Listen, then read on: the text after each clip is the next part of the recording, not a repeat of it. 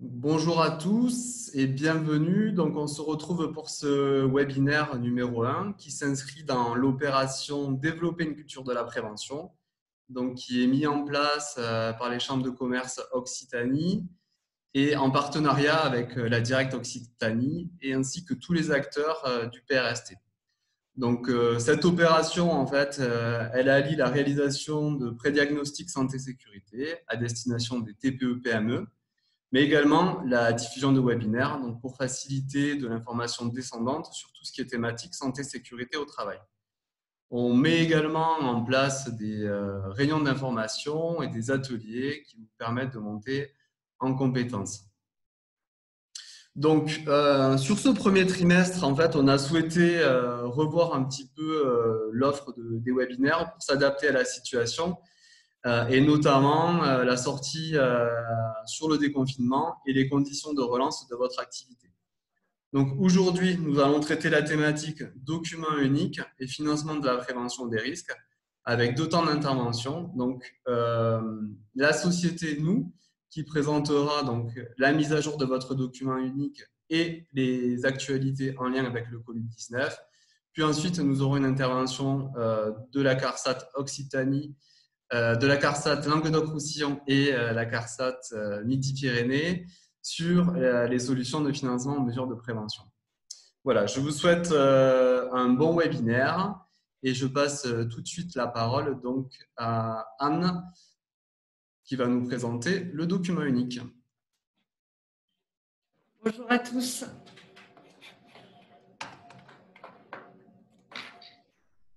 Alors, nous voici en place.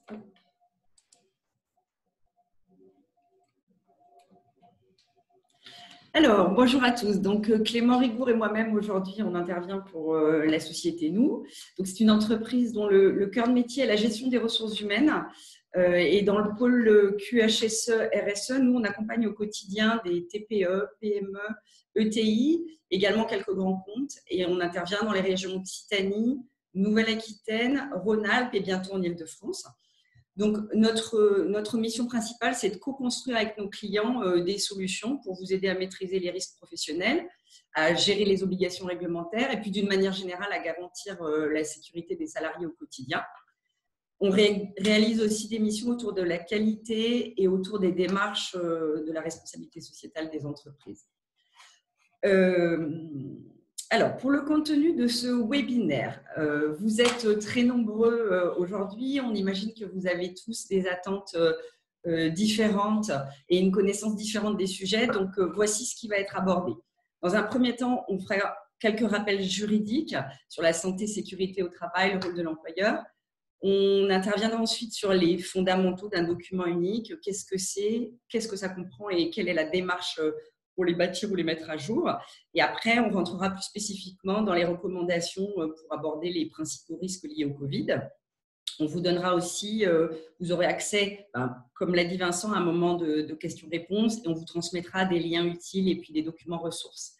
Alors, c'est vrai qu'on ne va pas pouvoir, en revanche, voir tous les cas individuels, activité par activité. On ne pourra pas non plus aborder en détail les questions RH qui sont liées à la santé et sécurité au travail. On n'a pas de recette miracle pour gérer les risques Covid, mais on a quand même des recommandations. Quoi qu'il en soit, si vous avez des questions précises, vous pourrez les poser aussi ultérieurement si on n'y a pas répondu à vos conseillers CCI locaux. On va commencer. Pour commencer, on voulait vous proposer un rapide sondage que Vincent va lancer. Alors, le sondage, il est complètement anonyme. Vous pouvez répondre librement. Il va être ouvert pendant 1 minute à peu près. Alors voilà, je vous lis les questions. Donc, est-ce que mon entreprise possède un DURP mis à jour il y a moins d'1 an? Oui, non, il a plus d'1 an. Non, j'en ai pas encore. Ou il est très sommaire. Et la deuxième question, est-ce que j'ai eu le temps de mettre à jour mon DURP pendant la période crise Covid? Oui, c'est fait. Non, mais c'est prévu. Non, je ne sais pas ce qui relève de ma responsabilité. Voilà, on vous laisse voter et on va regarder un petit peu les retours.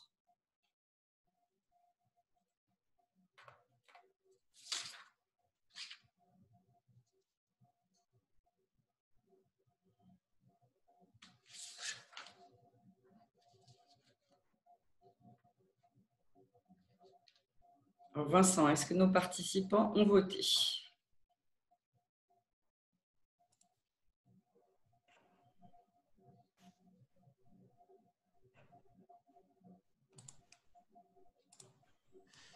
Alors, je vois qu'on est à 84% des personnes participantes qui ont répondu au questionnaire. Du coup, je vois que ça continue encore. Donc, on avait prévu 1 minute. On leur laisse 5 secondes de plus. Et je vois que ça a bien fonctionné. Du coup, je vais mettre fin au sondage et partager les résultats avec vous.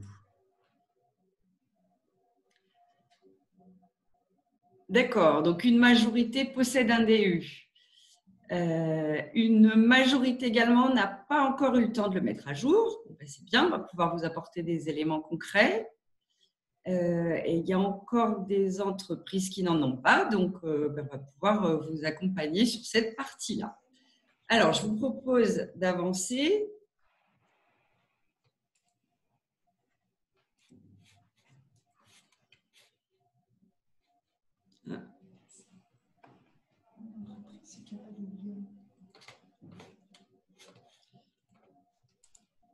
Alors, le contexte légal, qu'est-ce que nous dit la réglementation?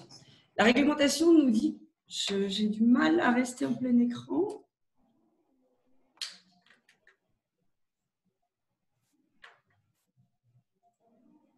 Allez, donc l'employeur, en temps normal, il a une obligation de sécurité de résultat. Et il doit prendre toutes les mesures nécessaires pour assurer la sécurité, la santé physique et mentale des travailleurs. Donc, qu'est-ce que dit la loi quand elle exprime ça? C'est vraiment que l'employeur doit mettre en place des moyens de prévention des risques, des actions de formation et d'information, et la mise en place d'une organisation et de moyens de prévention adaptés. La réglementation nous dit aussi que l'employeur doit veiller à l'adaptation de ces mesures pour tenir compte du changement des circonstances. Et dans le contexte de la crise sanitaire, on est exactement dans ce contexte-là. Pour les risques spécifiques Covid, c'est-à-dire les risques qui sont vraiment liés à l'épidémie que l'on a vécue et que l'on continue de vivre, là, on parle d'obligation de moyens renforcés. Qu'est-ce que ça veut dire? Ça veut dire que l'employeur pourra plus facilement s'exonérer de sa responsabilité en cas de contamination s'il peut prouver qu'il a mis en œuvre toutes les mesures de prévention recommandées, notamment par le gouvernement et les instances sanitaires, et adaptées à son entreprise et à ses situations de travail. Pour le salarié, lui, il a une obligation de moyens. Donc, il incombe à chaque travailleur de prendre soin de sa santé et de sa sécurité, ainsi que de celle des autres personnes concernées par ses actes ou ses omissions au travail. Ça veut dire qu'un salarié doit, par exemple, porter les équipements qu'il a reçus et pour lesquels il aura été formé. C'est son obligation.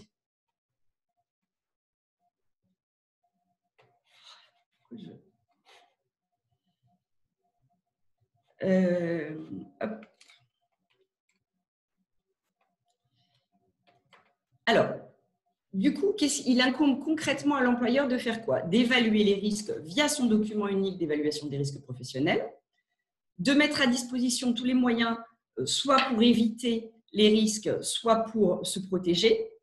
Il doit, depuis un peu moins de 10 ans, depuis juillet 2012, avoir désigné un ou plusieurs référents santé-sécurité au travail. C'est une obligation et il faut les associer à la démarche de prévention des risques. Il doit aussi faire respecter les gestes barrières. Par contre, il est clair qu'il n'incombe pas à l'employeur, pour ces risques Covid, de garantir l'absence de toute exposition des salariés à des risques.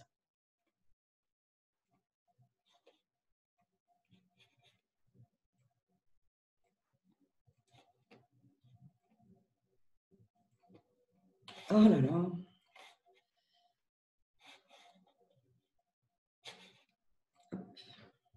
Alors, concrètement, le DURP, qu'est-ce que c'est? Donc, c'est une transposition par écrit de l'évaluation des risques professionnels au sein de l'entreprise avec toutes les mesures de prévention associées. Donc, en fait, la démarche, c'est quoi? Ça consiste à lister et hiérarchiser les risques et préconiser des actions de prévention ou de suppression du risque. Dans quel cas l'entreprise est concernée? C'est vraiment toutes les entreprises à partir d'un salarié. Et comme on l'a vu tout à l'heure, il y a, dans le cadre du changement de circonstances, il y a une obligation de mettre à jour le DURP lié à la crise sanitaire, sur les sujets liés à la crise sanitaire. Je vais donner la main maintenant à Clément qui va aborder avec vous un petit peu la démarche et le détail des fondamentaux liés à cette approche.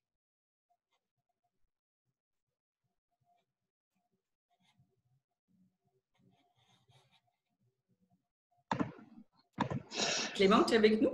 Oui, tout à fait. Est-ce que vous m'entendez bien?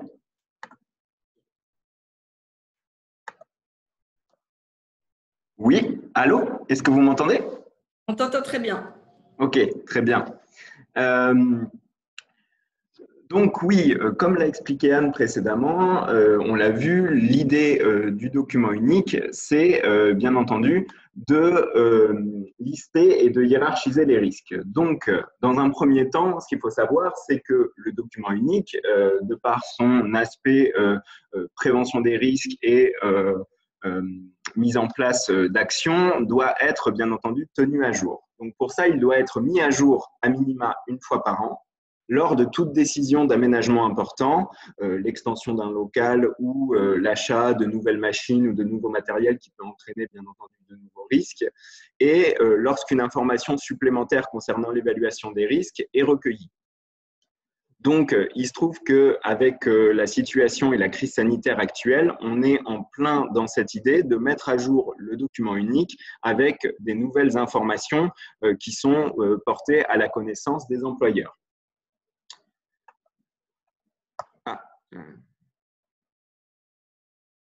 Donc, alors,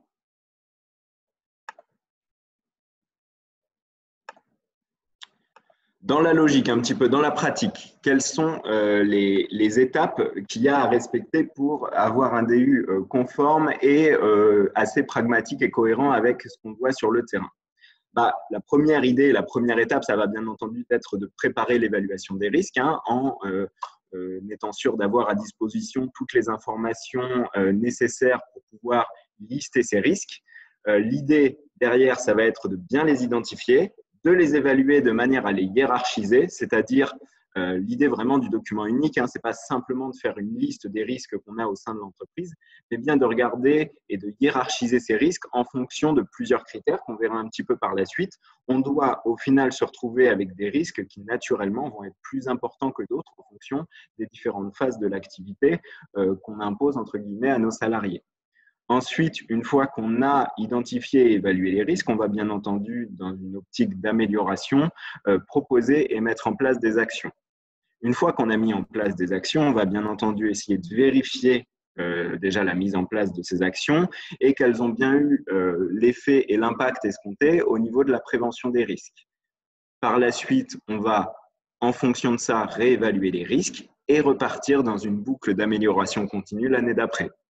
Donc, on est vraiment dans une démarche de progression et d'amélioration petit pas par petit pas, de manière à avoir quelque chose de bien construit.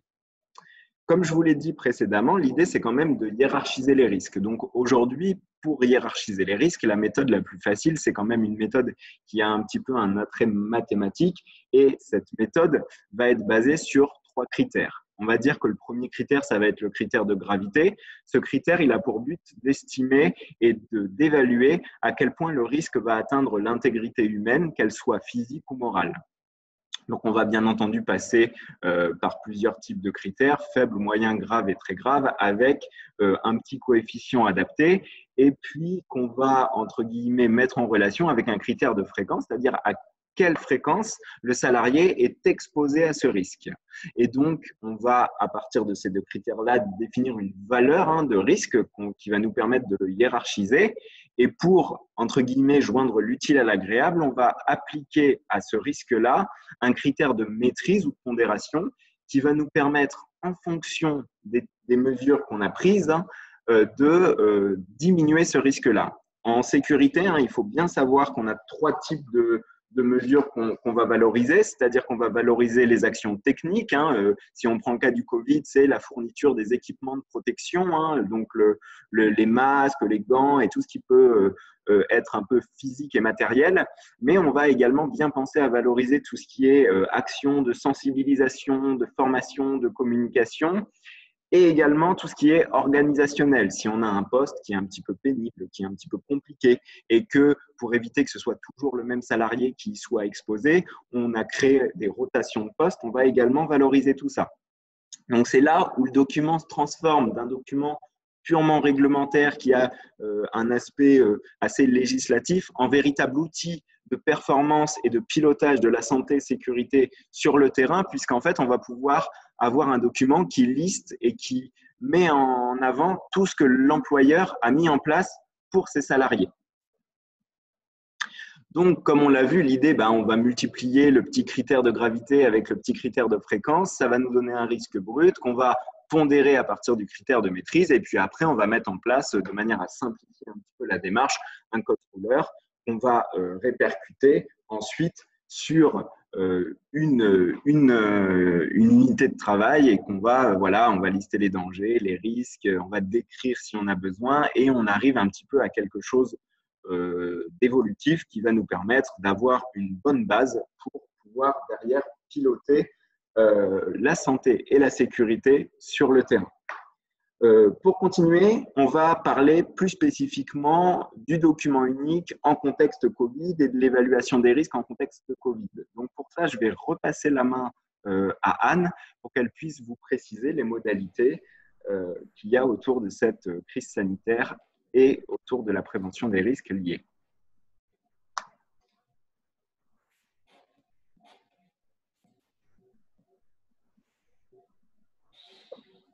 Alors, on va rentrer un petit peu plus dans le détail, mais on vous a prévu un nouveau sondage qui va durer 1 minute aussi sur les risques spécifiques Covid que Vincent va lancer.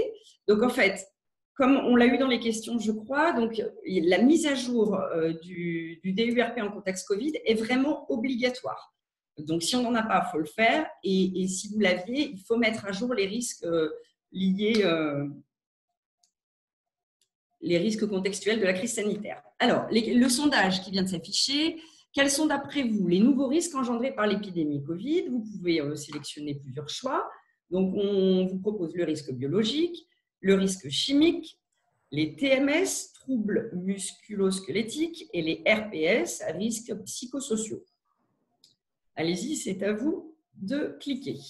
Voilà, comme c'est précisé, c'est un choix multiple, donc vous pouvez sélectionner un ou plusieurs risques.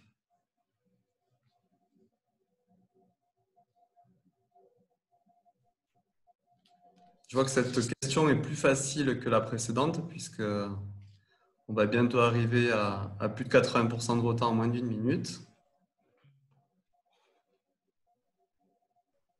Ça progresse encore, donc on vous laisse 10 secondes pour finir de répondre.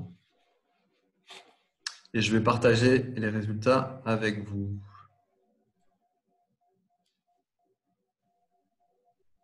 Donc je vois que ça c'est... Voilà, tout le monde a répondu.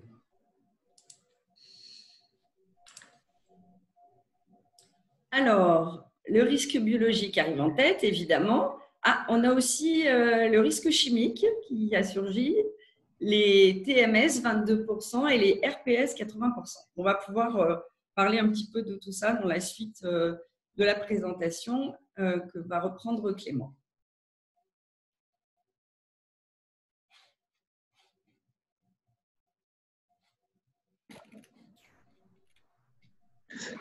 Alors, donc, est-ce que vous m'entendez?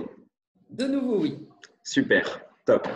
Donc, il faut bien entendre que aujourd'hui, la crise sanitaire liée au Covid-19 a entraîné des risques directs, comme le risque biologique, et des risques induits par notamment la mise en place d'actions de la part des salariés pour, on va dire, réagir à tout ça. Donc, on va bien entendu avoir un risque biologique, puisqu'aujourd'hui, le risque lié à un agent pathogène comme le Covid-19 est considéré comme un risque biologique, avec tout ce qu'on verra un petit peu après, tout ce que ça entraîne. Et il va y avoir des risques induits puisque beaucoup d'entreprises ont eu recours à un télétravail assez massif et presque un peu dans l'urgence, ce qui fait qu'on a pu avoir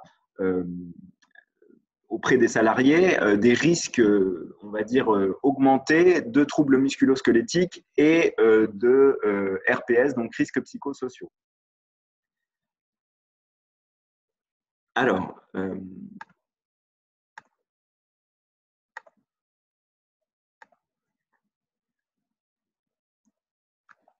donc, il faut bien comprendre que le risque biologique, on distingue vraiment deux situations, c'est-à-dire le travail physique sur site, quand les collaborateurs vont être présents sur le site, où il va y avoir de facto un risque bien présent de par la proximité ou le simple fait de travailler en collaboration avec une autre personne. Et le deuxième risque, qui est un risque un petit peu similaire, mais qu'on distingue quand même parce qu'on va avoir un petit peu moins de prise sur cette partie-là, c'est la réception du public extérieur, c'est-à-dire des clients qui, de par l'activité de l'entreprise, vont devoir venir sur le site et être en contact plus ou moins éloigné avec les collaborateurs du site.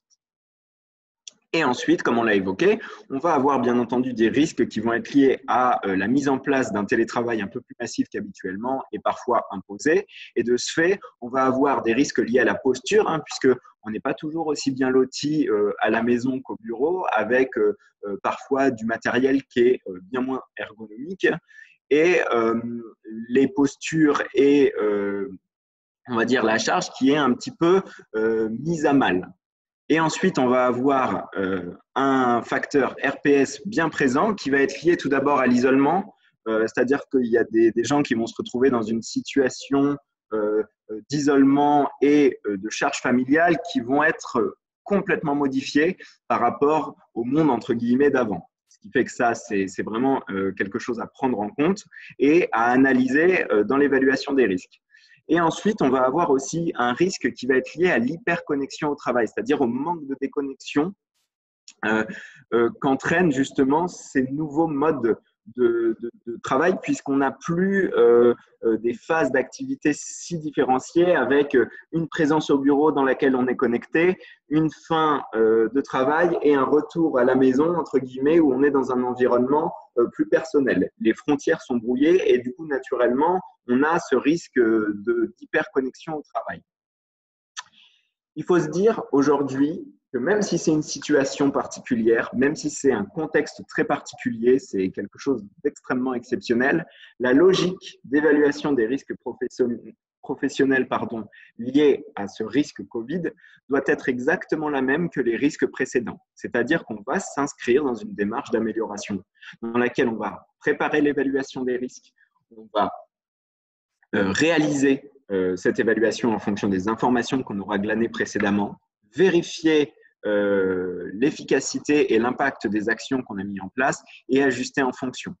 Donc, préparer l'évaluation des risques, c'est bien être sûr d'avoir retracé pour chaque métier, chaque étape de la journée de travail du salarié et d'avoir pris en compte, entre guillemets, et d'avoir auprès des autorités compétentes récupéré les protocoles de sécurité, les conseils, les fiches métiers. Parfois, les fédérations vont également envoyer des protocoles de déconfinement. Il y a des procédures qu'on peut glaner tout ça et qu'on vous mettra également en pièce jointe qui vont vous permettre justement de préparer cette évaluation des risques. Ensuite, on va se concentrer sur la communication et la sensibilisation des salariés, vraiment à partir d'affichage, à partir de mails, à partir de notes de service, tout ce qui peut, dans l'ADN de votre société, s'apparenter à une transmission d'informations envers les collaborateurs est essentiel à ce moment-là. Ensuite, on va bien entendu, dans l'optique de vérifier que les mesures qu'on a prises précédemment sont efficaces, impliquer les référents HSE et valider ce qui fonctionne ou ce qui doit être reconsidéré. Et par la suite, on va bien entendu, alors j'ai perdu le contrôle du clavier, hop, on va bien entendu documenter les actions prises dans le document unique d'évaluation des risques et facultativement dans un plan de continuité d'activité. Donc, nos recommandations pour la prévention du risque biologique lié au Covid-19. C'est quelque chose que vous avez déjà entendu parler, c'est sûr. C'est de respecter les gestes barrières. Donc, pour ça, on va respecter la distanciation sociale d'environ 1 mètre, 1,50 m. On va également se laver les mains et se désinfecter les mains. Alors, un petit tips entre guillemets, c'est de dire que aujourd'hui, le gel hydroalcoolique ou les solutions hydroalcooliques sont à profusion. Il faut savoir que même si c'est très adapté dans beaucoup de contextes, il faut quand même essayer de privilégier l'eau et le savon puisque le gel hydroalcoolique n'est que très peu efficace sur des mains qui vont être un peu sales ou un peu grasses, alors que le savon va avoir une efficacité vraiment décuplée et dans tous les cas de figure. Ensuite, ça va bien entendu. Je te coupe, on a eu pas mal de questions qui concernent le risque chimique lié justement à l'utilisation du gel hydroalcoolique, de la javel, des détergents. Peut-être que tu peux rebondir là-dessus. Oui, tout à fait. Alors, en effet, il y a le risque chimique qui va être un risque chimique lié à l'utilisation des produits. Alors, le risque chimique lié à l'utilisation du gel hydroalcoolique, justement, c'est ce que j'étais en train d'expliquer aujourd'hui. Le gel hydroalcoolique, et alors, on va rester sur la slide précédente. Donc, je vais reprendre, s'il vous plaît. Hop, merci. Donc, le risque chimique qui va être lié à l'utilisation du gel hydroalcoolique, ça va bien entendu être un risque lié à l'irritabilité que va entraîner ce produit sur les mains. Donc, naturellement, ces produits, comme tous les produits chimiques qu'on va utiliser, vont être livrés avec ce qu'on appelle une fiche de données de sécurité. Et c'est à partir de cette fiche de données de sécurité qui est presque comme la carte d'identité du produit, va lister les différents risques et les mesures de prévention à mettre en place sur ce type de produit.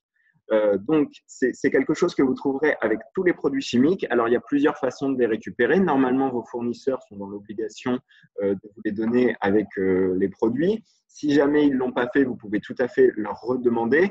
Et si c'est des grandes marques ou des grands noms de fabricants de produits, vous pouvez également, la plupart du temps, les retrouver sur le site Internet où vous avez la possibilité de mettre en place sur des sites, notamment par exemple QuickFDS, qui vont vous permettre de récupérer ces fiches de données de sécurité. C'est un élément essentiel dans l'évaluation du risque chimique, la fiche de données de sécurité, puisque comme je vous l'ai dit, elle va reprendre point par point les dangers et les mesures de prévention, mais aussi le stockage et les risques alloués vraiment à un produit chimique. Je pense qu'on a fait un petit peu le tour sur le produit. Il faut savoir que, voilà, à part le risque chimique qui va être lié à l'utilisation du gel hydroalcoolique qui va être un peu spécifique maintenant, les autres produits ménagers que vous allez utiliser, aujourd'hui, la recommandation quand même de l'État, c'est de continuer à utiliser les produits habituels de nettoyage, pas forcément passer à quelque chose qui va être virucide. Dans l'idée, puisque les virucides peuvent avoir un effet de mutation sur les virus.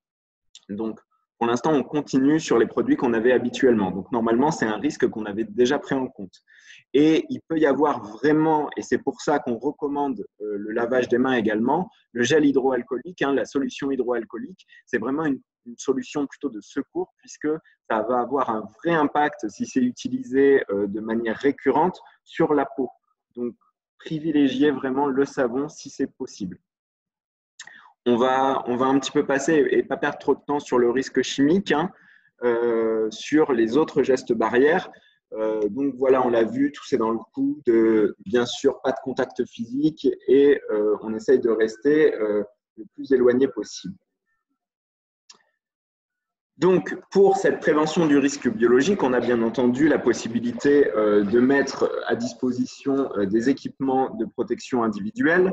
Donc, pour ça, on a bien entendu le masque qui n'est bien sûr aujourd'hui pas obligatoire, mais qui protège à la fois les personnes qui vont être en contact de manière un peu rapprochée avec du public et lors du travail physique sur site. Ensuite, on l'a vu, le gel et le savon. Hein, on privilégie bien le savon, mais c'est vrai qu'avoir du gel, ça peut permettre de répondre à une certaine, on va dire, situation exceptionnelle. Ensuite, on a bien entendu les produits ménagers. Et alors, on a les produits ménagers et les poubelles. Alors, les poubelles, la recommandation sur les poubelles, hein, c'est vraiment de privilégier des poubelles à ouverture avec le pied, où on n'a pas vraiment à toucher avec les mains la poubelle, et de privilégier également une sorte de zone tampon avec les sacs dans lesquels, une fois qu'on va jeter ce matériel, on va laisser le sac 24 heures avant d'aller le mettre pour la récupération des ordures. Donc pour ça, on va avoir une petite affichage très bien fait qui a été fait par le ministère de la Transition écologique et solidaire. Donc pour ça, vous pouvez tout à fait imaginer, dans une logique de prévention des risques, d'afficher ce genre de choses pour sensibiliser les collaborateurs. Donc ensuite, alors je ne sais pas qui a la main sur le diapo, est-ce qu'il peut passer à la slide suivante, s'il vous plaît? Donc, pour les masques, il faut savoir que comme tous les EPI, hein, c'est ce qui est aujourd'hui dans la réglementation, hein, on a noté l'article un petit peu en dessous, l'employé devra recevoir une formation spécifique à la sécurité de son poste et cette formation doit inclure une partie liée à l'utilisation et au port de ces EPI. Donc, si on apporte un nouvel EPI type masque, on va devoir préciser aux salariés comment porter cet EPI, quand changer cet EPI, les risques contre lesquels protège cet EPI et ça doit vraiment avoir derrière une consigne écrite. Donc pour ça, il y a des choses qui ont été mises en place par l'État. Est-ce qu'on peut passer à la slide suivante, s'il vous plaît? Des choses qui sont justement à disposition, hein, qu'on vous mettra dans les liens qui ont été mentionnés par Vincent au début de la présentation. Donc bien entendu avec comment mettre un masque, si jamais c'est un masque en tissu, comment l'entretenir. Et donc, ça, c'est tout à fait des choses qui peuvent être transmises et qui doivent être transmises aux salariés lorsqu'on leur distribue des masques. Il va y avoir également, pour la prévention du risque biologique, l'aménagement des locaux à prévoir. Donc, pour ça, on va devoir bien vérifier qu'il y a un espace entre les postes de travail d'1 mètre ou de 4 mètres carrés ou avec des cloisons, bien entendu, protectrices et lavables. L'idéal, c'est quand même de privilégier un sens de circulation fléché, hein, donc d'avoir un sens unique de circulation, de manière à éviter les croisements. Ensuite, si le temps le permet et s'il n'y a pas vraiment de contre-indications particulières liées à l'activité, privilégier un blocage des portes en position ouverte, de manière à ce qu'on n'ait pas à toucher la porte pour l'ouvrir. Organiser un sas d'accueil, un sas d'entrée, organiser un ménage soutenu et systématique avec une gestion des poubelles qu'on a vu précédemment, bien organiser les salles de pause et la cantine. Hein. Là, il y a une vraie attention particulière à y apporter puisque c'est bien entendu dans les situations on va dire alimentaire, qu'on va avoir un risque vraiment accru, hein, comme aujourd'hui, la seule certitude vraiment qu'on a autour de ce virus, c'est qu'il se transmet par les gouttelettes de postillon. C'est sûr que ces moments-là sont des moments critiques. Donc, bien organiser cette partie de l'activité, hein, et également organiser, bien entendu, l'accès aux toilettes, aux sanitaires et aux vestiaires de manière à privilégier une protection des salariés sur la base de ce qui a été recommandé par l'État. Est-ce qu'on peut passer à la slide suivante, s'il vous plaît? Merci beaucoup. Donc, on va également parler un petit peu là, de la prévention des risques autour des facteurs humains qu'on a évoqués précédemment. Donc, bien entendu, pour les troubles musculo-squelettiques, l'idée, même si ce n'est pas évident, c'est de pouvoir anticiper ces troubles musculo-squelettiques. Donc là, comme je l'ai évoqué, on revient sur notre logique du document unique, on va avoir 2 moyens de prévention. Ça va être l'information et la formation des collaborateurs, hein, les sensibiliser aux risques et aux bonnes pratiques, notamment liées aux gestes et postures et à l'installation du matériel informatique. Proposer d'un point de vue matériel, d'emprunter les dispositifs que les salariés avaient au bureau. Donc, s'il y avait des doubles écrans, s'il y avait du matériel ergonomique comme des claviers, des souris ou des tapis de souris, tout ça, proposer aux salariés de l'emprunter pour qu'ils puissent travailler avec ce matériel depuis son domicile et vraiment de bien recenser et de garder le lien pour avoir un retour sur les éventuelles situations d'inconfort ou de douleur liées au travail sur écran ou sur une table en général. Ensuite, pour la seconde partie, qui est liée aux risques psychosociaux, il faut savoir que c'est quelque chose sur lequel il va bien falloir garder le lien, tout simplement parce que si on peut identifier en présentiel et en physique une situation de fatigue, de travail qui va impacter, entre guillemets, visuellement un collaborateur, là, on ne va pas pouvoir avoir cette information. Et donc, ça va être essentiel de bien garder le contact, d'impliquer le management de proximité pour un pilotage bienveillant, ne pas oublier tout ce qu'on a vu précédemment, pister les signes et les non-signes, c'est-à-dire essayer de quand même conserver un suivi d'éventuels retards ou de charges, ça c'est essentiel. Si possible, aujourd'hui, dans le cas actuel, pour les salariés auxquels ça poserait des problèmes pour diverses raisons, ne pas imposer 100% de télétravail 5 jours sur 5, notamment ça. Alors, si on peut revenir à la slide précédente, le temps que je finisse, merci beaucoup.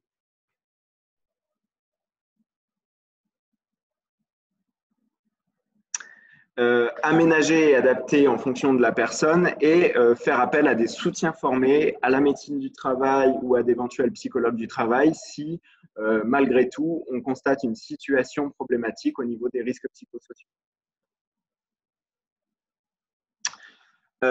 Donc ensuite, on va vous donner les exemples à insérer dans le document unique d'évaluation des risques. Donc on va, comme je l'ai évoqué précédemment, avoir deux lignes entre guillemets, une liée à la réception du public et une liée au travail physique sur site, qui vont être liées vraiment à un danger lié au rassemblement et d'avoir vraiment quelque chose qui va être lié au risque biologique. Pour ça, vous allez avoir le même principe qu'on a évoqué précédemment, la description de la situation, bien précisée qu'on est en 2020 et que c'est le Covid-19 qui s'applique, avec une gestion de la gravité, une gestion de la fréquence en fonction de votre situation.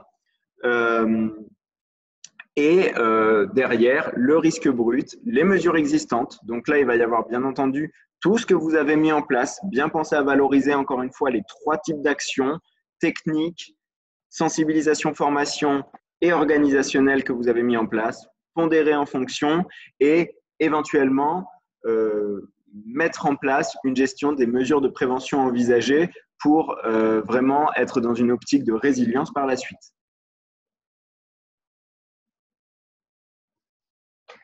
Pour vous guider, donc si on peut passer à la slide suivante, s'il vous plaît.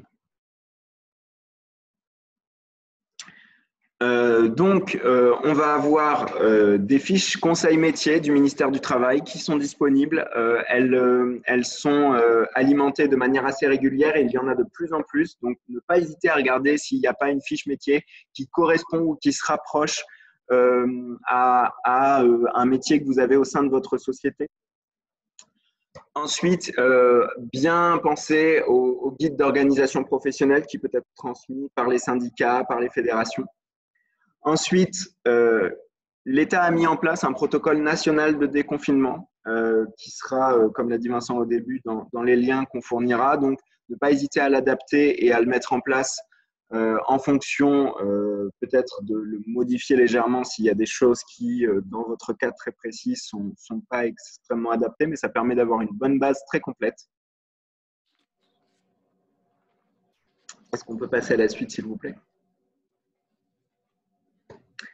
Donc, si on reprend un petit peu tout ce qu'on a vu là depuis le début, et on va essayer de faire une petite checklist de tout ce qui doit être à jour ou pas, c'est bien entendu un DUER, donc un document unique d'évaluation des risques à jour, incluant le risque Covid, un protocole de déconfinement fortement recommandé, une procédure pour le comportement à tenir en cas de suspicion de contamination au Covid-19 sur le lieu de travail, tous les affichages de prévention adaptés, les consignes à respecter, et la formation aux équipements de protection fournis. Donc là, c'est vraiment la checklist qu'il faut avoir en tête sur qu'est-ce que je dois mettre en place et quelles sont mes obligations autour de ce travail dans une situation un petit peu particulière. Pour autant, et c'est là où c'est essentiel, si on a bien le Covid en tête, puisqu'aujourd'hui c'est une des préoccupations principales liées à la crise sanitaire, il ne faut pour autant pas oublier tout ce qui va être lié aux activités habituelles de votre société. Donc pour ça, je vais laisser la main à Anne pour vous évoquer un petit peu tout ce qui va être sur la Là, c'est vraiment la slide. Ce dont on voulait vous parler, c'est OK, on a parlé des risques Covid. Il ne faut pas négliger les risques habituels. Là, c'est la slide.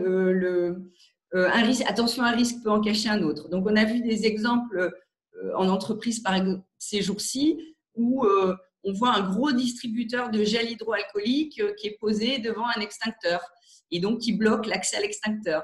Donc, c'est quelque chose d'assez symptomatique. Il ne faut pas se concentrer juste sur ce que l'on vit en ce moment, mais aussi les risques habituels liés à l'activité.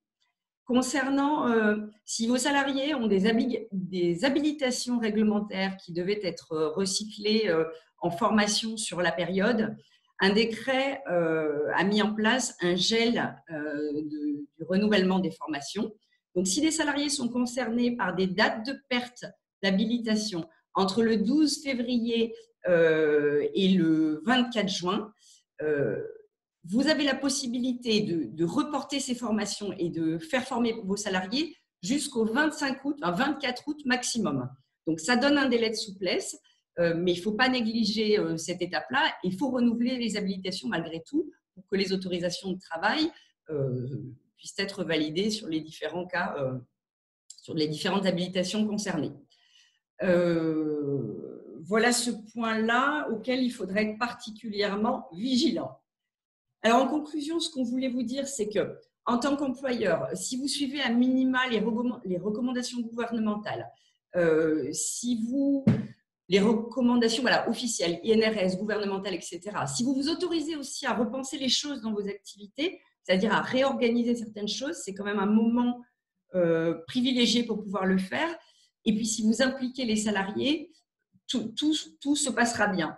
On a vu qu'il y avait pas mal de questions, donc on va prendre un petit moment pour y répondre. En tout cas, à l'issue du webinaire, vous recevrez un certain nombre de liens ressources. Vous recevrez aussi des documents à télécharger et les supports du webinaire des deux équipes.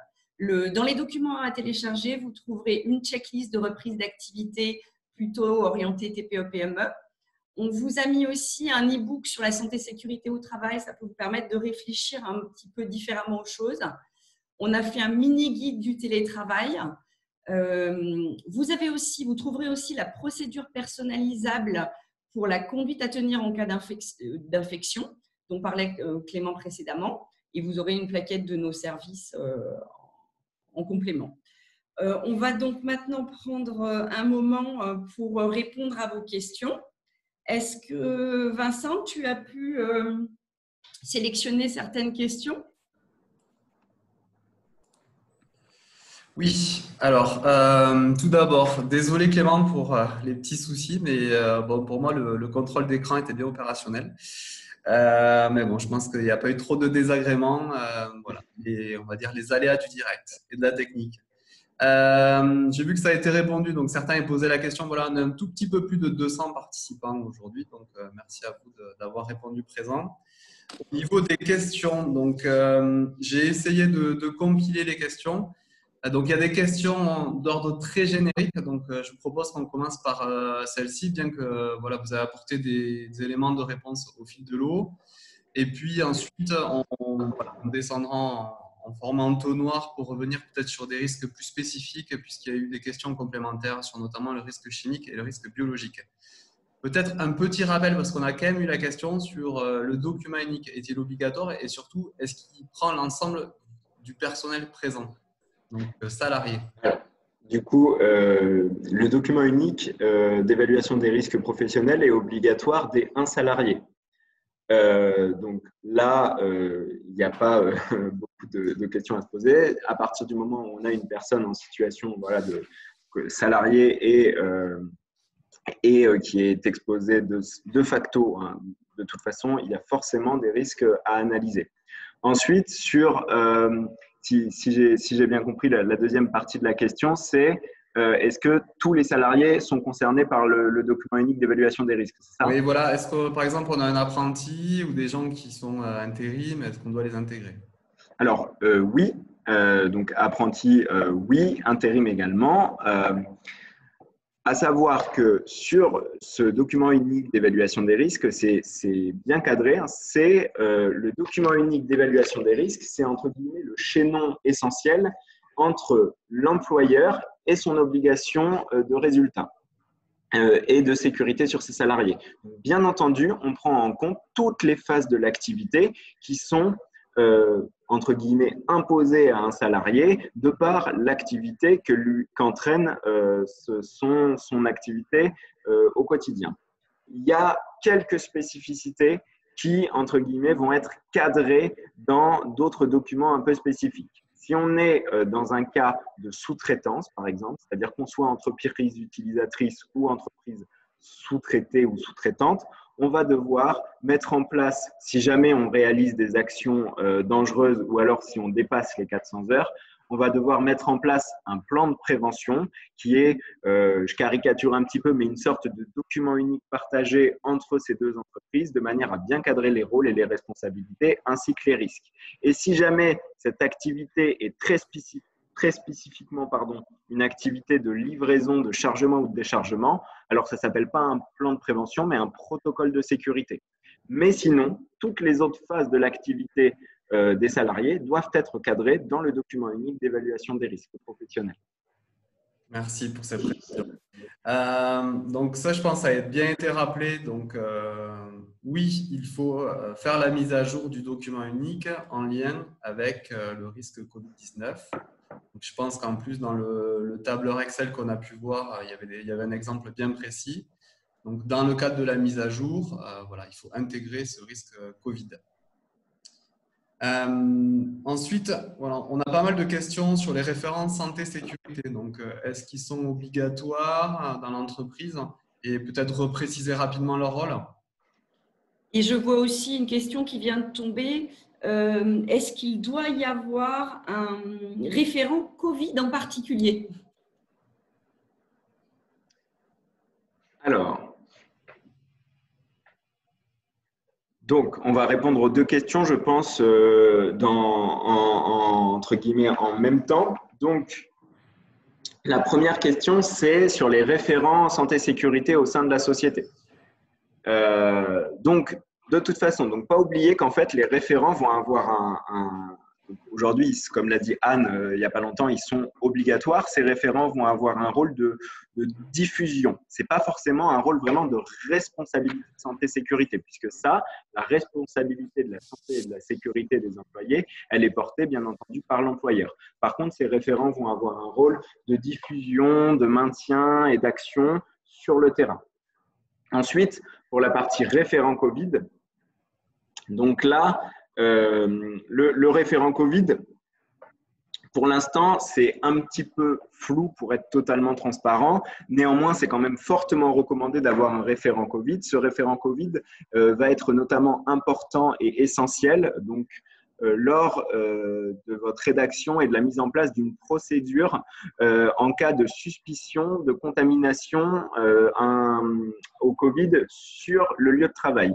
Ce référent Covid, entre guillemets, va être vraiment sensibilisé et formé de manière intense sur les procédures et les process à respecter dans ces cas-là et va être en capacité de gérer un petit peu toute la logistique qu'il va y avoir à ça. Du coup, nous, la recommandation qu'on peut vous faire, c'est que ce référent Covid soit également une personne qui soit formée en tant que sauveteur secouriste du travail, puisque comme ça, il va être un petit peu ça va être un peu une sorte d'extension des responsabilités qu'il avait déjà de par cette formation et surtout, c'est une personne qui va être bien sensibilisée et bien formée à la manière de parler et de gérer notamment la panique que ça peut entraîner et toute la logistique d'appel des secours ou de choses comme ça.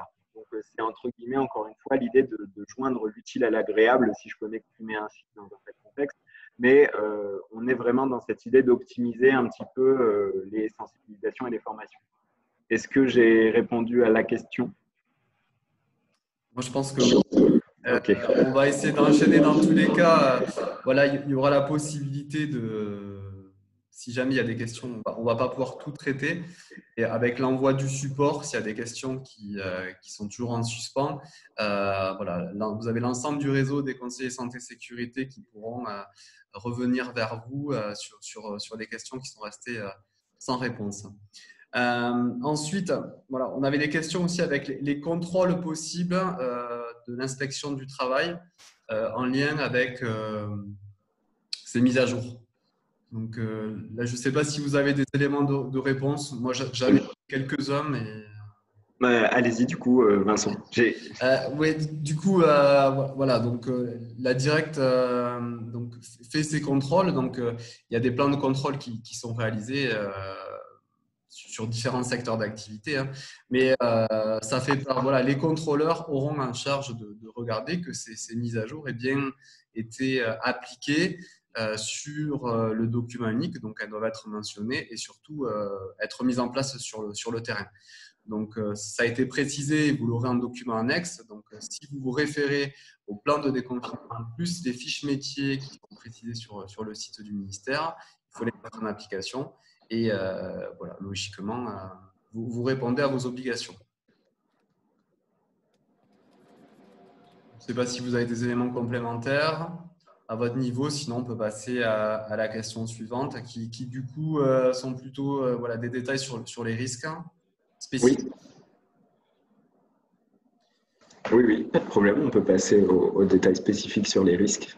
Du coup, il y a eu quelques compléments d'informations sur le risque chimique, notamment est-ce qu'il faut le réévaluer puisque forcément on va utiliser plus de produits. Voilà, donc, alors, le risque chimique aujourd'hui, c'est une très bonne question. Il est évalué en fonction de la nature et des dangers liés aux produits et des quantités utilisées. Donc, naturellement, s'il y a une augmentation de la quantité, on va devoir mettre à jour cette évaluation du risque chimique. L'idée, quand même, c'est de se dire que on va avoir peut-être une augmentation des quantités. Pour autant, on peut continuer à utiliser les produits qu'on utilisait déjà. Et du coup, si on avait déjà réalisé une évaluation du risque chimique, on va juste avoir à changer les quantités. Puisque dans la même logique que n'importe quel risque, la logique d'évaluation du risque chimique, c'est bien entendu la dangerosité des produits en fonction de la quantité, moyennée par les équipements de protection mis en place. Et peut-être qu'on peut faire un rappel sur la différence entre la désinfection et le ménage régulier, parce que c'est vrai que certaines entreprises ont tendance à désinfecter tous les jours en permanence. La désinfection, elle est vraiment importante quand il y a un cas de suspicion. Sinon, le ménage traditionnel un peu plus intensif, l'aération des locaux, suffisent. Très bien, merci pour ces compléments. Une question juste sur le risque biologique avant de prendre la dernière question. Donc, est-ce que du coup, pour la réception du public ou lorsque nos salariés vont en extérieur, voilà, est-ce que ça doit être intégré? Donc, oui. Et du coup, les principales mesures de prévention. Et je donne un petit élément de réponse. Sachez qu'il y a une fiche métier spécifique qui existe là-dessus. Je vous laisse compléter. Oui, tout à fait. Donc là, oui, c'est des risques qui doivent être pris en compte, hein. On va bien entendu, normalement, si la personne qui se déplace avait déjà des déplacements précédemment, tout ce qui va être lié au risque routier et aux risques liés à ce déplacement-là sont déjà cadrés dans le document unique. Si ce n'est pas le cas, donc, je vous invite bien entendu à le mettre à jour. Et si jamais, pour tout ce qui est Covid vraiment spécifique, il va bien entendu falloir là mettre en place les actions qu'on a listées lors de la présentation, c'est-à-dire la distribution de masques, potentiellement distribuer du gel hydroalcoolique, bien vérifier tout ça. Et alors, je me permets juste une petite complément d'information sur cette partie-là, c'est que pensez bien dans l'optique, comme on a vu, de préparer en amont l'évaluation des risques et donc d'avoir tous les documents importants, de bien aussi contacter les clients ou les endroits, si possible, dans lesquels vos salariés vont se déplacer, de manière à voir s'il n'y a pas des protocoles spécifiques, des choses spécifiques. Il y a des endroits où on ne peut pas rentrer sans masque, il y a des endroits où il faut avoir certains documents contractuels. Donc, pensez bien, dans cette optique de préparation, à bien regarder toutes les conditions des potentiels clients chez lesquels vous vous déplacez, de manière à, entre guillemets, être bien au fait de toutes les conditions clients pour travailler entre guillemets, en situation Covid lors des déplacements. Merci Clément. Du coup, une dernière question, puis on va passer à la présentation de la CARSAT sur voilà, les financements pour justement mettre en place les mesures de prévention. Dans le cadre de l'évolution du virus, parce qu'on entend parler, est-ce que peut-être il ne va pas y avoir une phase rebond au mois d'octobre? Est-ce qu'on a un moyen déjà de commencer à anticiper ça et est-ce qu'on doit déjà le mentionner dans son document unique? Alors, là, je vais apporter une réponse un peu pragmatique. Donc, si jamais on a une personne, enfin, pour cette situation bien particulière, du moment que les risques ne sont pas encore, on va dire, imposés aux salariés par l'activité, eh ben, non, on ne va pas l'inclure au document unique. Le document unique, c'est vraiment les risques qui pèsent sur les salariés à l'instant presque T. Par contre, est-ce qu'on peut anticiper? Oui, l'idée, ça va être vraiment d'anticiper et d'essayer, pourquoi pas, plutôt que d'attendre la réaction, de mettre en place soit un protocole, soit la forme qui vous semble le plus adapté pour votre société, sa taille et ses moyens, d'avoir une sorte de procédure ou de protocole sur le « et si ». Il y a un rebond, et si il y a une phase de reconfinement, et si, et de bien se dire, OK, on a un peu le retour d'expérience de la première phase, on a vu ce qui s'est pas bien passé, et donc là, on est dans la logique d'ajustement qu'on a vu sur le petit cercle d'amélioration continue. Donc, on va se dire, d'accord, qu'est-ce qui a bien marché, qu'est-ce qui n'a pas marché sur les phases précédentes, et du coup, on va pouvoir réagir en fonction de ça. Donc oui, c'est même une très forte recommandation de ma part, anticiper en fonction des retours d'expérience et des évolutions sur les informations liées au Covid, dans l'idée d'une potentielle nouvelle crise sanitaire, deuxième phase de déconfinement. C'est notamment ce qui constitue une partie du contenu d'un plan de continuité d'activité qui permet d'avoir un plan de gestion de crise. Là, on en a vécu une. Si elle revient, elle pourra être documentée, comme le dit Clément, avec ce qui a été mis en place, qui a bien marché, et vous serez prêt à réagir. J'ai vu quelques questions. Je me permets d'intervenir sur la partie format.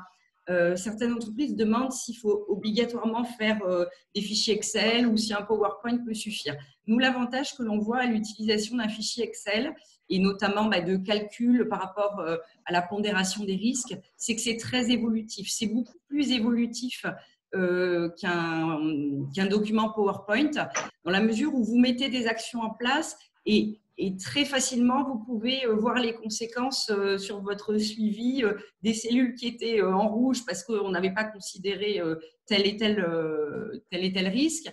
On met une action en place et immédiatement, il passe en vert. Donc, c'est vrai que le format Excel est beaucoup plus adaptable au fil de l'année, au fil des journées. Ça doit vraiment être un outil que vous pouvez mettre à jour très régulièrement. Et les salariés doivent pouvoir aussi le consulter si nécessaire. Je rejoins complètement Anne sur ce qui vient d'être évoqué, mais par rapport aux petites questions que j'ai vues, je me permets juste une dernière remarque et après j'arrête de parler, Vincent. C'est vraiment sur la partie obligation purement liée au document unique. Aujourd'hui, le document unique, vous avez une obligation qui soit à jour comme on a évoqué, dans toutes les situations qu'on a évoquées, qu'il y ait une méthode qui permet de hiérarchiser les risques, c'est-à-dire que vraiment une méthode décrite, factuelle, qui vous permet d'évaluer les risques et de lister les risques. Par contre, vous n'avez pas d'obligation de forme. Mais cette obligation, c'est le fait qu'il n'y ait pas d'obligation de forme, vous permet de l'avoir soit en papier, soit en informatique, Word, Excel, PowerPoint, vous pouvez l'avoir comme vous voulez. Mais comme l'a dit Anne, il faut bien penser que c'est un document qui doit être tenu à jour de manière très régulière. Et donc, du coup, il faut vraiment se dire que même si on n'a pas d'obligation de forme, on va avoir en fait une forme qui va être induite par toutes les autres exigences annexes qu'il y a sur ce document. Et donc, là, c'est vraiment important ce qu'a dit Anne, c'est de se dire qu'un fichier Excel sur lequel on a une cotation qui peut être très rapidement et très ergonomiquement mis à jour, sur lequel on peut être très réactif, surtout quand on n'a pas forcément énormément de temps à consacrer à du formalisme. C'est essentiel pour qu'on se concentre pas sur la rédaction, mais plutôt sur la prévention au quotidien et sur le terrain. Très bien. Merci pour ces compléments. Je pense que c'était important quand même de les préciser. Je propose qu'on passe maintenant à la partie aide, financement. Donc, Monsieur Aurier, je vois que logiquement, vous avez le contrôle de l'écran. Donc, activez votre caméra, le micro et logiquement, vous pouvez démarrer.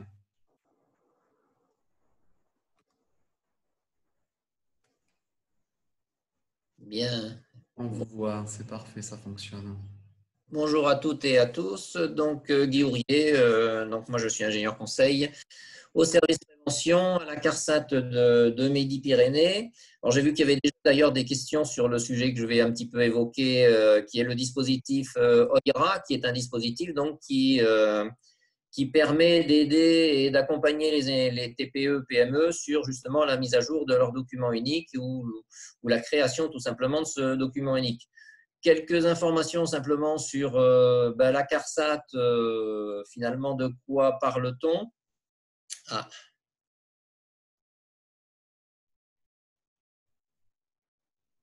Que se passe-t-il? Donc, la CARSAT, de quoi parle-t-on? Donc, c'est la Caisse d'assurance retraite et santé au travail, donc principalement, comme son nom l'indique, centré sur tout ce qui est problématique de traitement des dossiers retraite, mais aussi, voilà, je vais essayer de le mettre en pleine page.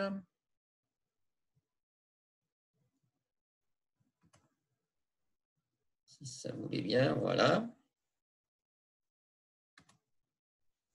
Voilà, donc effectivement, donc, on s'occupe principalement des dossiers retraite, mais aussi donc, on a une partie sur tout ce qui est prévention des risques professionnels, où nous avons comme mission de service public d'assurer la coordination et la promotion de la prévention au sein de l'ensemble des entreprises qui ont des salariés au régime général.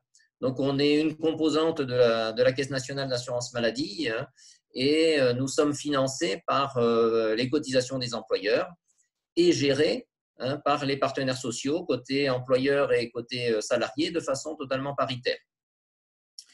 Donc, on couvre l'ensemble des salariés du régime général et avec trois volets pour le côté accident du travail, maladie professionnelle, le côté tarification, la partie réparation qui est basée principalement effectivement en caisse primaire et puis la partie prévention. Alors moi, je vais vous parler effectivement des outils OIRA. Alors pourquoi? Tout simplement parce que vous venez de voir avec l'intervention précédente que bien sûr l'évaluation des risques était une obligation, mais c'est aussi quelque chose que nous avons rendu nécessaire pour pouvoir bénéficier de nos aides financières. Donc c'est effectivement des outils qu'on met en ligne de façon gratuite à disposition de l'ensemble des entreprises qui sont plutôt effectivement ciblées sur les TPE et PME, de façon à pouvoir les accompagner dans l'élaboration et la mise à jour de leur document unique d'évaluation des risques. La particularité, donc, c'est qu'ils sont en ligne et ils partent, je dirais, de la démarche de repérage, d'estimation et d'évaluation du risque et vont jusqu'à la proposition, effectivement, de plans d'action. Alors, à ce jour, vous trouvez ces dispositifs sur le site de l'INRS. Vous voyez sur cette diapositive les dispositifs qui sont disponibles en français. Ce sont des outils européens, donc il en existe bien d'autres que vous pouvez trouver également en lien sur le site de l'INRS. Je vais partir simplement sur l'exemple de hôtellerie-restauration pour présenter un petit peu comment ça se présente, mais de façon très rapide. Donc, cet outil, il va permettre effectivement en 3 étapes de réaliser votre obligation. Sachant que, et j'ai vu qu'il y avait déjà des questions sur le sujet, aujourd'hui, il n'intègre pas encore le risque biologique. Celui sur l'hôtellerie-restauration sera mis à jour dès lundi. Donc, normalement, dès lundi, l'hôtellerie et la restauration a la possibilité effectivement de se… Je ne sais pas pourquoi ça recule. de se mettre à jour avec le risque Covid et le risque biologique. Par contre, effectivement, les autres seront mis à jour d'ici la fin du mois de juin, en principe. De même, nous avons 40 secteurs d'activité qui vont être créés et mis en ligne d'ici la fin de l'année. Donc, ça permet de faire l'identification et l'estimation des risques sur une même première phase. Ça va vous permettre de sortir le plan d'action et vous verrez que tout est modifiable et vous pourrez tout mettre à votre main en fonction effectivement de vos besoins spécifiques. Et ça va vous permettre d'imprimer un certain nombre de rapports pour pouvoir travailler dessus et le partager peut-être plus facilement avec vos collaborateurs.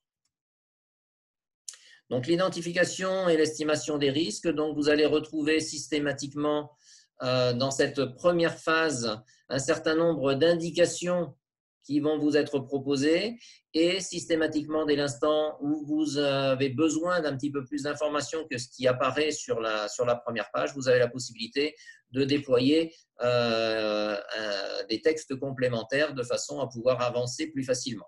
De même, vous retrouverez systématiquement sur l'ensemble de ces pages pour l'ensemble des secteurs d'activité les références juridiques et techniques qui sont à utiliser dans ce cadre-là. Vous allez également donc ensuite avoir la possibilité donc de travailler sur votre estimation. Alors ça vous fait des propositions, c'est bien le principe du système, c'est que ça vous propose un certain nombre de choses, mais ça vous laisse toujours la main pour ajuster et adapter, je dirais, les résultats qui vous sont proposés par rapport à vos spécificités.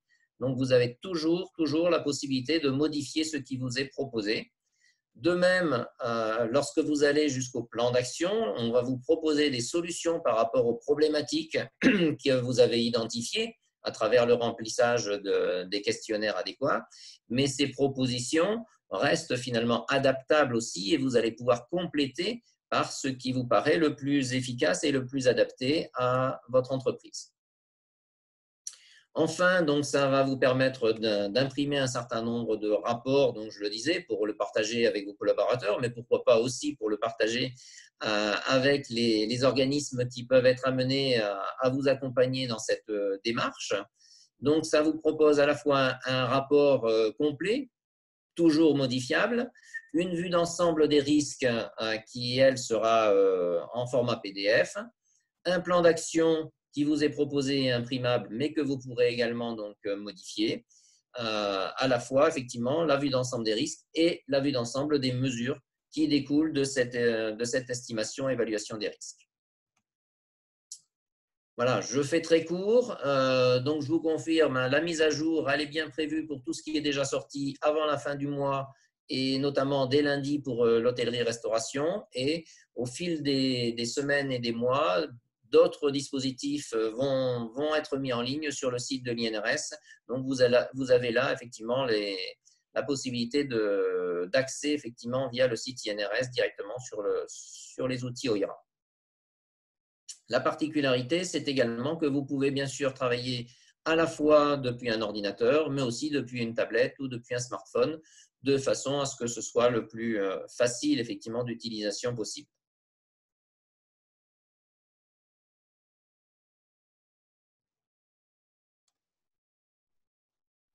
Voilà, je vais laisser la parole à Sadrina Bertrand de la CARSAT Languedoc-Roussillon.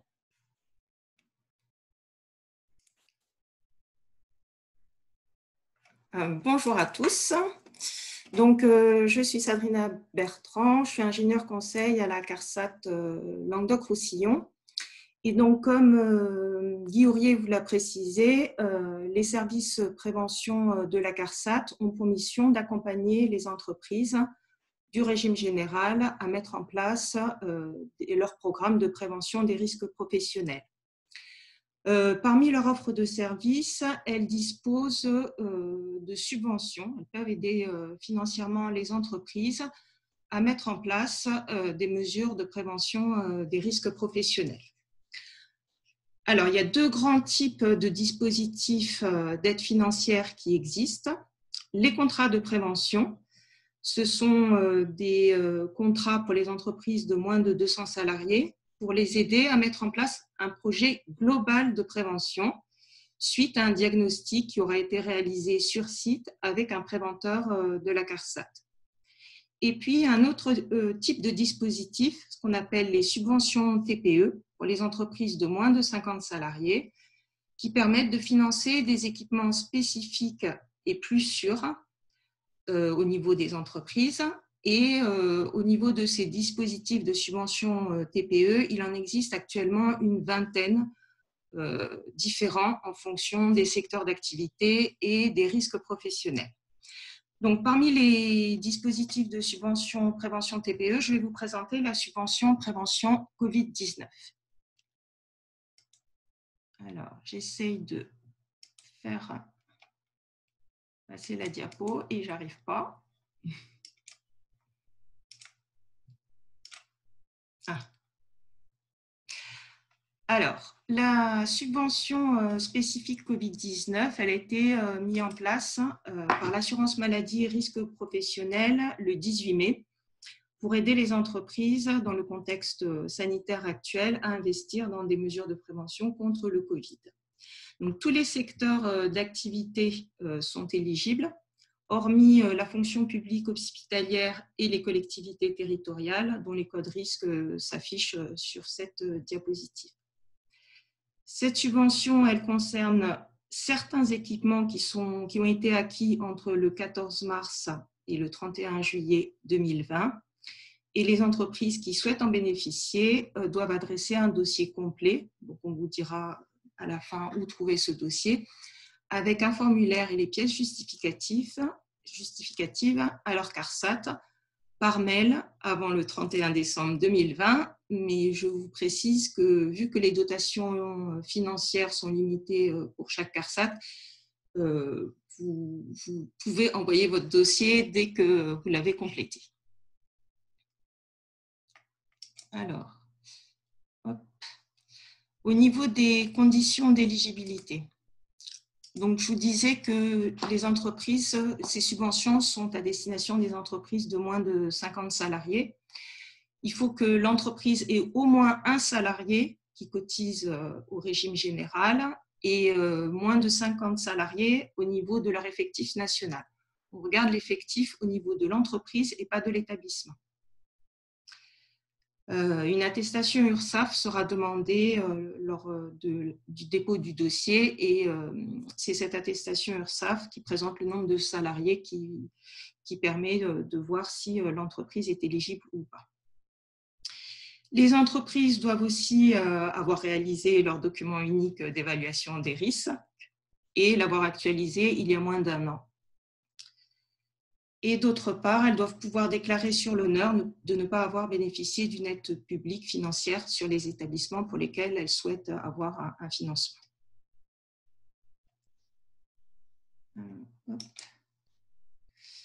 Les causes d'inéligibilité. Donc, les entreprises qui ne sont pas éligibles, c'est celles pour lesquelles on a signé un contrat de prévention. Vous savez, c'est un dispositif d'aide financière avec l'entreprise et qui date de moins de 2 ans.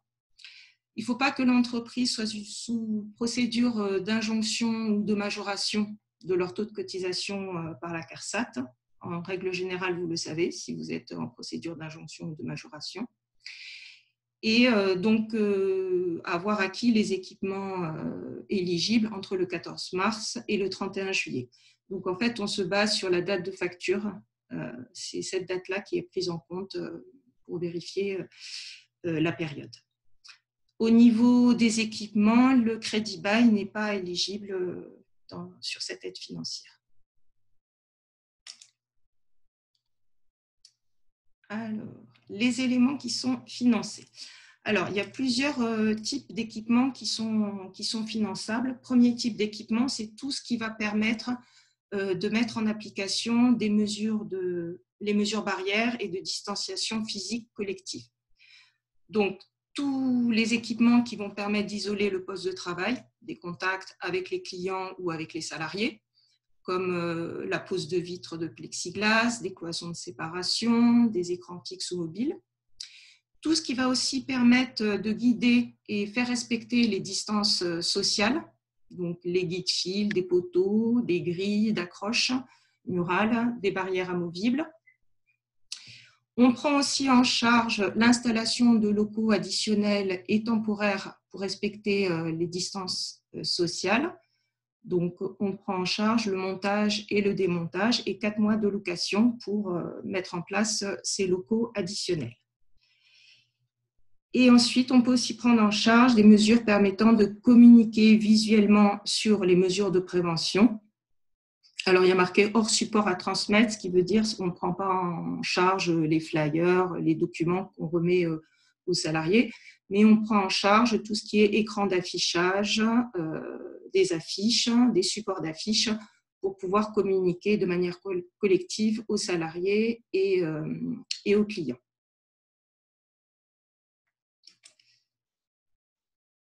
Alors, deuxième type d'éléments qui sont finançables, ce sont tout ce qui permet de faire respecter les mesures d'hygiène et de nettoyage. Donc, on prend en charge les installations permanentes ou temporaires qui permettent le lavage des mains et du corps, donc les douches, les toilettes lavabo supplémentaires pour pouvoir permettre aux salariés de respecter les gestes barrières. Alors là, je vais insister fortement. On peut financer effectivement les masques, visières, gel hydroalcoolique et uniquement ces équipements-là si au moins une mesure barrière de distanciation physique qui a été listée sur la diapo précédente a été mise en place. Pourquoi ? Parce qu'au niveau de la prévention des risques professionnels, les employeurs doivent mettre en place en priorité des mesures de prévention collective avant les mesures de prévention individuelle. Donc c'est pour ça qu'au niveau national, ce point-là est très important. Et donc veillez, si vous faites une demande, que pour des masques, des visières ou du gel hydroalcoolique, de bien respecter la mise en place et la facturation d'une mesure barrière collective. Au niveau des masques, on demande qu'ils soient conformes aux normes en vigueur et puis on prend en charge aussi les masques en tissu dès lors qu'ils sont conformes aux règles de l'AFNOR.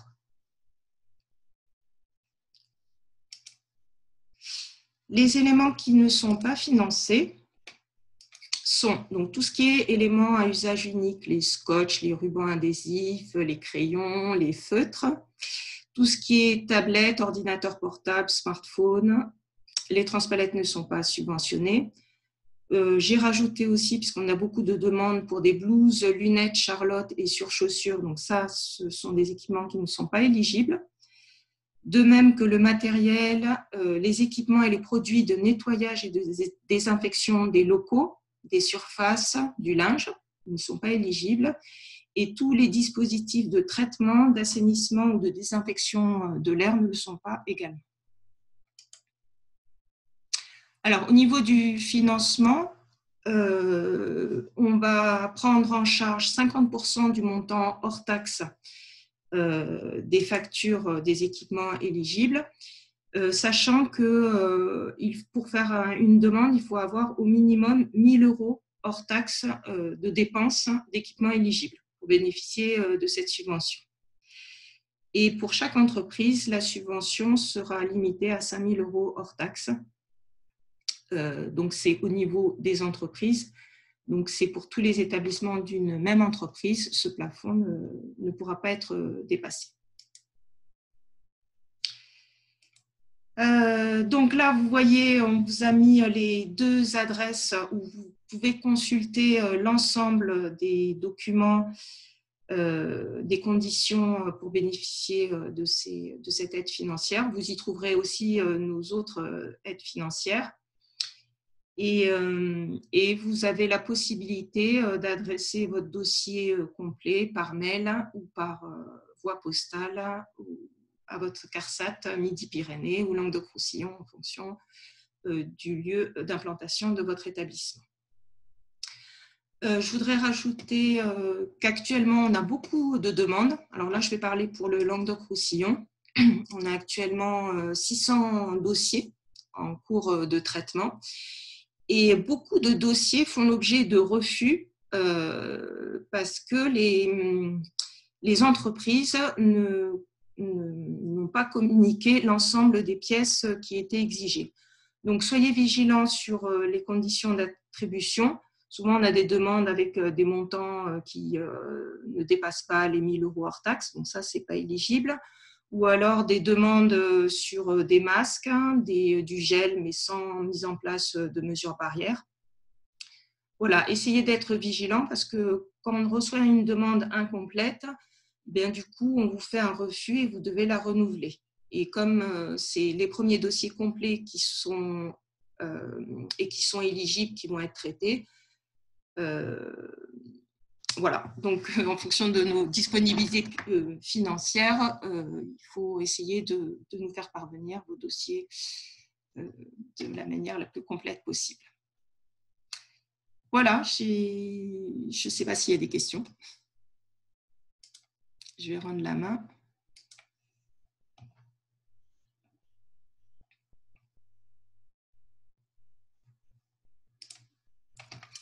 Merci beaucoup pour ces présentations. Peut-être, Monsieur Royer, vous pouvez réactiver votre vidéo et votre son pour du coup répondre aux questions qui ont été posées. Donc, je vois que l'horaire avance. On va essayer de respecter le timing.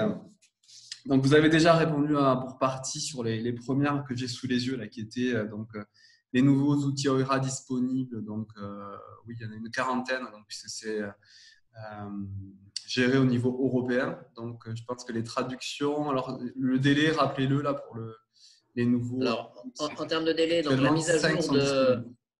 Voilà, en termes de délai, la mise à jour de ces dispositifs, ça va commencer dès lundi. Normalement, on aura la mise à jour qui devrait être mise en ligne sur le dispositif hôtellerie-restauration. Les 5 autres qui sont en ligne seront mis à jour d'ici la fin du mois. Et nous avons un programme effectivement de création sur la base d'un programme sur les secteurs d'activité où il y a beaucoup de TPE qui prévoit 40 métiers qui vont se créer et se générer, je dirais, au fil de l'eau.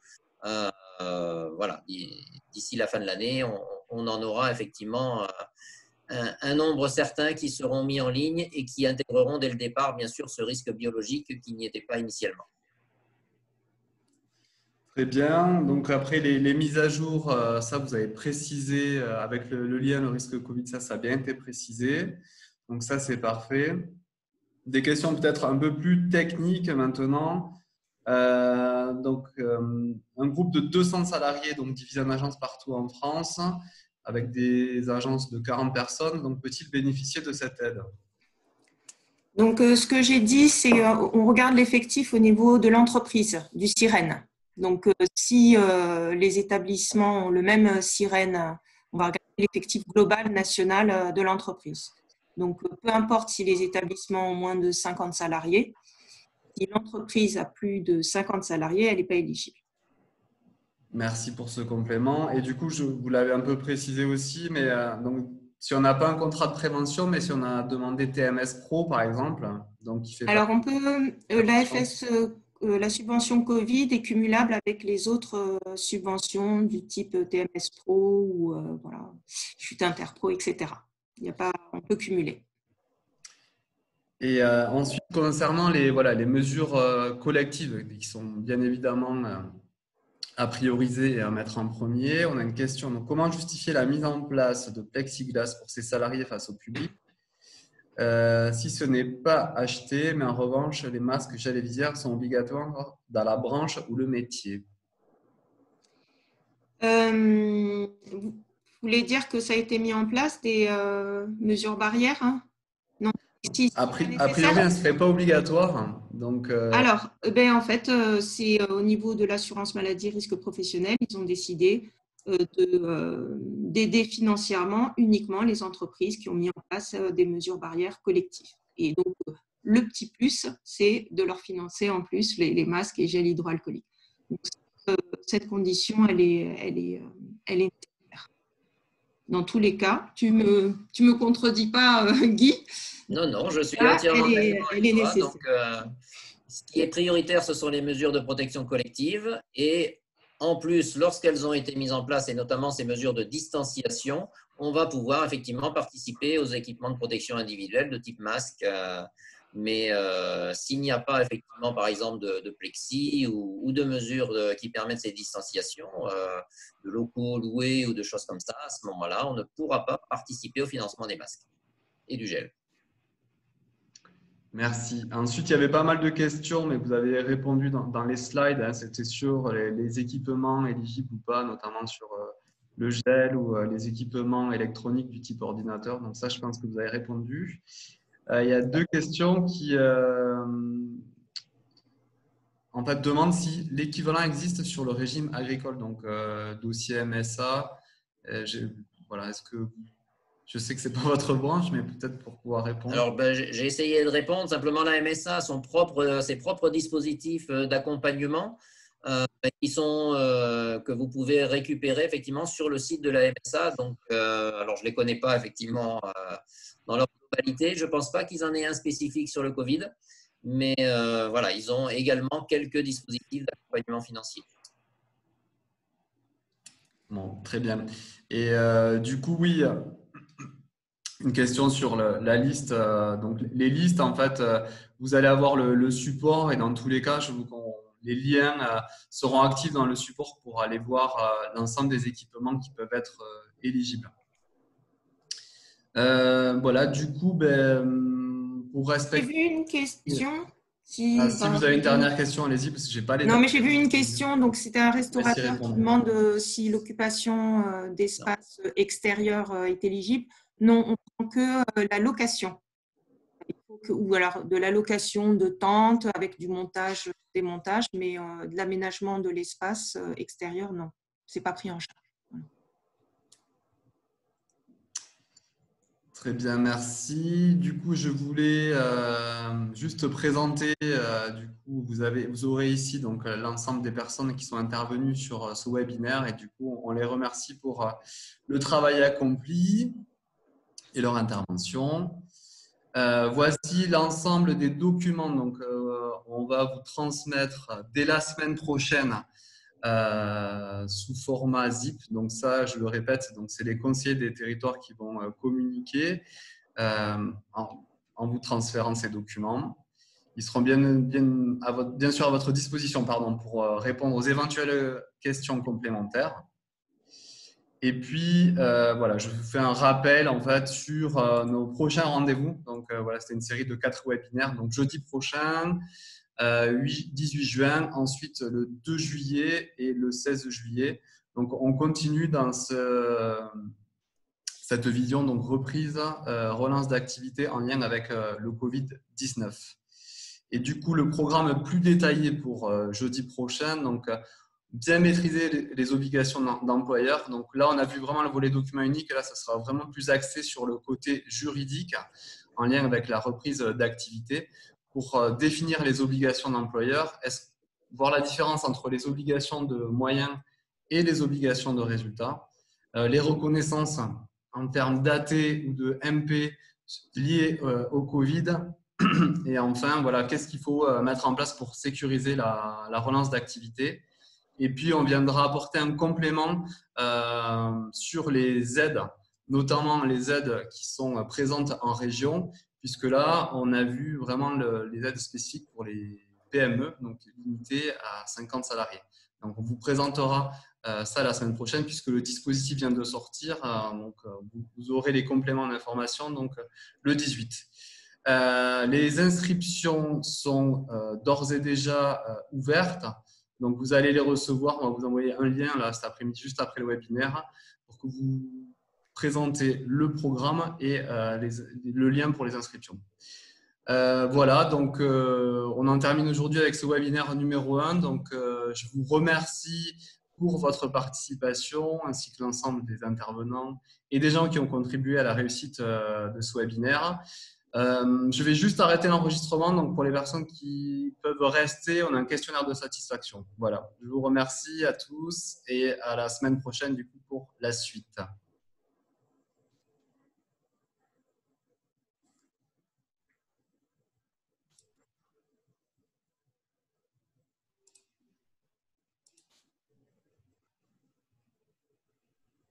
Donc voilà le questionnaire de satisfaction, si vous pouvez bien le compléter. Merci.